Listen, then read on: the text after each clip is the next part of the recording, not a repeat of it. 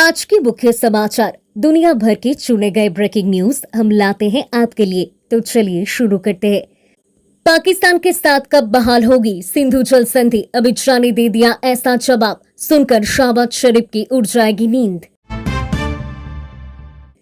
राहुल गांधी ने ईसीआई से महाराष्ट्र विधानसभा चुनाव की मांगे फुटेज, आयोग ने दे दिया है जवाब।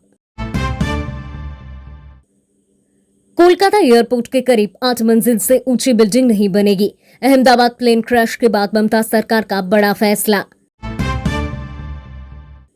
हमारी बिल्ली हमी से म्याऊं, शाह के बिहार में सीएम फेस वाले बयान पर जेडीयू नेता का पलटवार।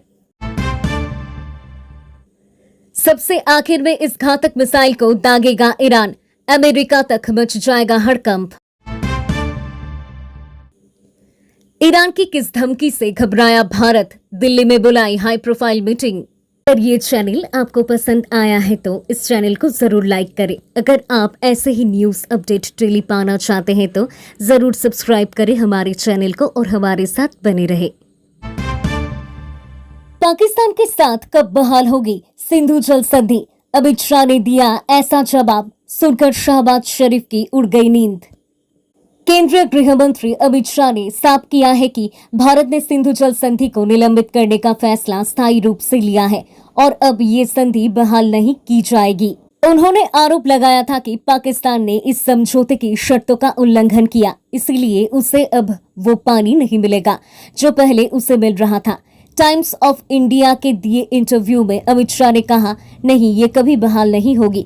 अंतर्राष्ट्रीय संधियां को एक तरफा रद्द करना आसान नहीं होता, लेकिन हमें इसे निलंबित करने का अधिकार था और हमने वही किया। उन्होंने बताया कि ये संधि और पाकिस्तान के बीच शांति और प्रगति के उद्देश्य से की गई थी, लेकिन जब इसकी शर्त ही टूट गई तो उसका औचित्य समाप्त हो गया।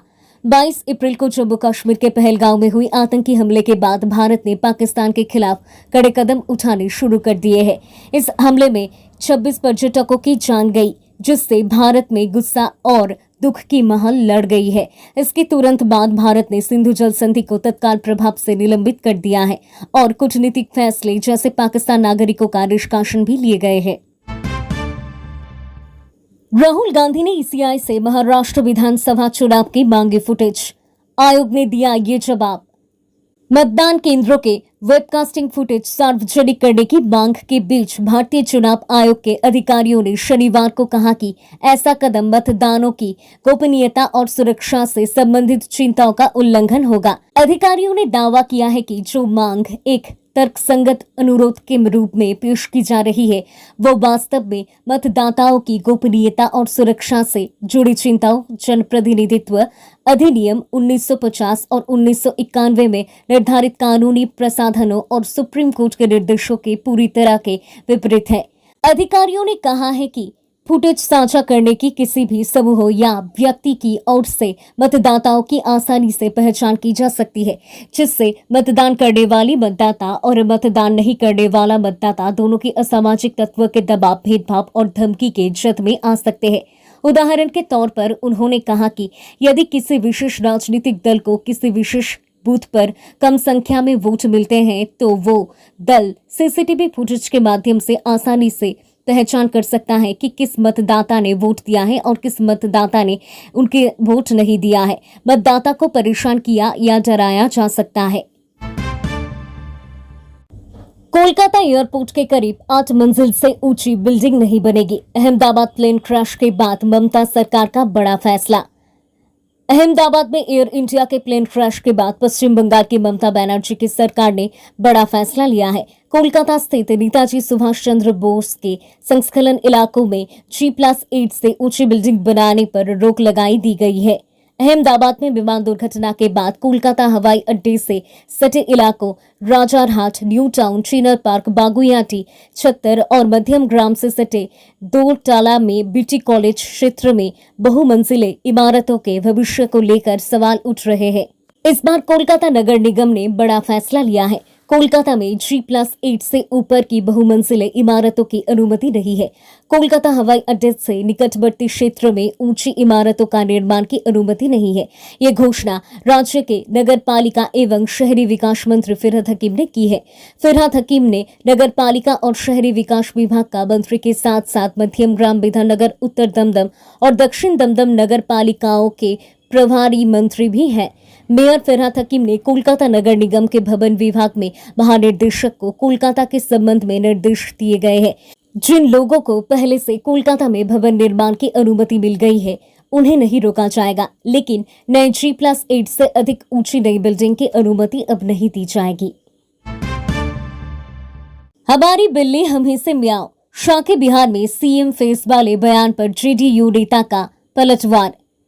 बिहार की राजनीति में एक बार फिर से हलचल मच गई है। केंद्रीय गृह मंत्री अमित शाह के एक बयान ने सियासी पारा बढ़ा दिया है। शाह ने संकेत दिया है कि बिहार में एनडीए की ओर से मुख्यमंत्री का चेहरा विधानसभा चुनाव के बाद तय होगा।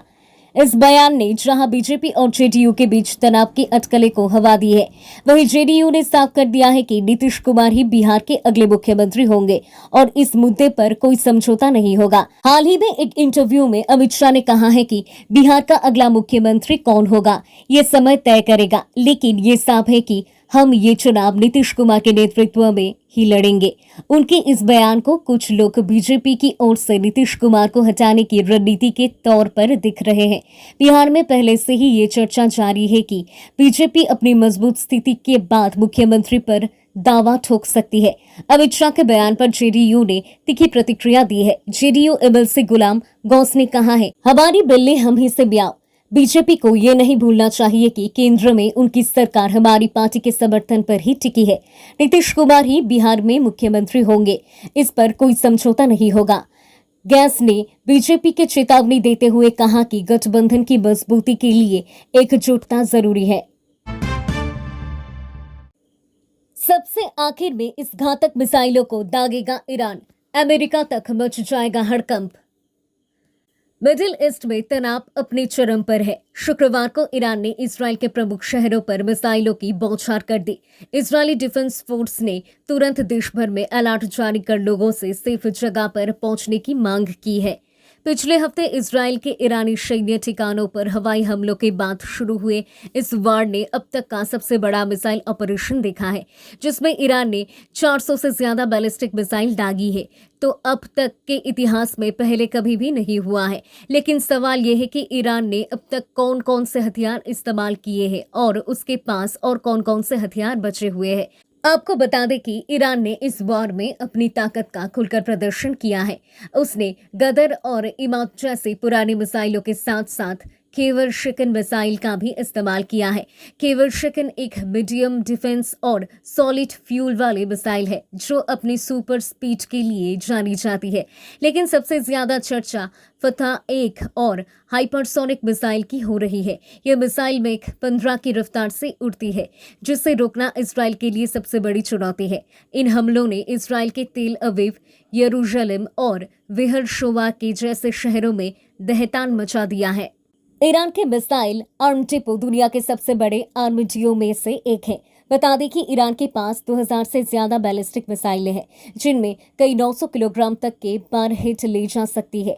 सेजल मिसाइल, जिसे हाल ही में इजराइल पर दागे जाने का दावा किया जा रहा है, ये अपनी सटीकता और 2000 किलोमीटर की रेंज के लिए जानी जाती है। इसके अलावा फतेह-2 हाइपरसोनिक मिसाइल और अरक्ष आत्मघाती ड्रोन जैसे हथियार अभी तक बड़े पैमाने पर ईरान ने इस्तेमाल नहीं किए हैं।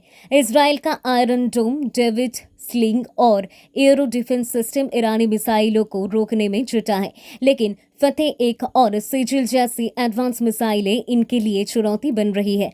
इजराइल ने ऑपरेशन राइजिंग लायन के तहत ईरान के परमाणु और सैन्य ठिकाने पर हमले किए, जिससे ईरान को भारी नुकसान हुआ। सैटेलाइट तस्वीरों में तबरीज और कारमना शाह के मिसाइल बेस खंड में तब्दील दिखे। ईरान की किस धमकी से घबराया भारत, दिल्ली में बुलाई हाई प्रोफाइल मीटिंग। इजराइल और ईरान के बीच चल रहा युद्ध काफी खतरनाक रुख ले सकता है। ईरान ने दुनिया को धमकी दे डाली है। ये एक ऐसी धमकी है जिससे पूरी आधी से ज्यादा दुनिया की सांसें अटक जाएगी।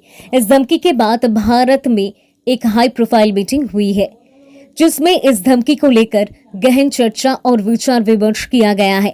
उसका कारण भी है, अगर ईरान अपनी धमकी को मूर्त रूप देता है तो भारत के काफी मुश्किल खड़ी हो सकती है, जिसका असर देश की इकोनॉमी पर भी देखने को मिलेगा। आइए आपको भी बताते हैं कि आखिर ईरान ने क्या धमकी दी है, जिसकी वजह से भारत की घबराहट बढ़ गई है और उसे हाई प्रोफाइल मीटिंग बुलानी पड़ी। ईरान इजराइल के बीच चल रहे संघर्ष में दुनिया के कई देश नेतान्याहू के सपोर्ट में आए हुए हैं। अमेरिका, यूरोप और एशिया के कई देशों ने इजराइल को अपना समर्थन दे दिया है, जिसकी वजह से ईरान ने एक ऐसी धमकी दे डाली है जिसके आधी से ज्यादा दुनिया घबरा गए हैं। ईरान ने धमकी दी है कि वो होर्मुज स्ट्रेट को बंद कर देगा, जो कि दुनिया को कच्चे तेल सप्लाई करने वाला काफी संकरा सस्ता है। खास बात यह है कि इस रास्ते से आधी से ज्यादा दुनिया का तेल सप्लाई होता है। अगर ये रास्ता बंद होता है तो आधी से ज्यादा दुनिया की तेल सप्लाई रुक जाएगी, जिसके बाद कच्चे तेल की कीमतों में आसमान फाड़ इजाफा देखने को मिलेगा। कुछ दिन पहले इराक ने भी इस बात पर दुनिया का ध्यान आकर्षित किया था, जिसमें उन्होंने कहा था कि अगर ईरान रास्ते को बंद कर देता है तो कच्चे तेल की कीमतों $200 से $300 प्रति बैरल तक पहुंच सकती है। अब आप समझते हैं कि ये धमकी कितनी बड़ी है। भारत में हाई प्रोफाइल मीटिंग। इस धमकी के बाद भारत में एक हाई प्रोफाइल मीटिंग हुई, जिसमें ईरान इजराइल संघर्ष के प्रभाव का आकलन किया गया है। जानकारी के अनुसार वाणिज्य मंत्रालय ने शुक्रवार को भारत के विदेशी व्यापार पर ईरान इजराइल संघर्ष के प्रभाव का आकलन करने और संबंधित मुद्दों का समाधान निकालने के लिए पौध परिवहन निर्णायकों, कंटेनर कंपनियों और अन्य विभागों सहित विभिन्न क्षेत्र पर पक्षों पर साथ बैठक की। बैठक की अध्यक्षता वाणिज्य सचिव सुनील बर्तवल ने की। प्रतिभागियों ने बताया कि होर्मुज जल डमरू मध्य में स्थिति फिलहाल स्थिर में और किसी भी घटना की निगरानी के लिए एक जहाज सूचना प्रणाली लागू है। अधिकारी ने कहा कि माल ढुलाई और बीमा दरों पर भी बारीकी से नजर रखी जा रही है। उन्होंने बताया कि वाणिज्य सचिव ने उभरते हालात और भारतीय व्यापार पर इसके प्रभाव का आकलन करने की जरूरत पर जोर दिया। उन्होंने हालात के मुताबिक सभी संभावित विकल्पों पर विचार करने के बारे में भी बताया। निर्यातकों का कहना है कि अगर युद्ध और बढ़ता है तो इससे विश्व व्यापार पर असर पड़ेगा और हवाई तथा समुद्री माल ढुलाई की देर पड़ेगी।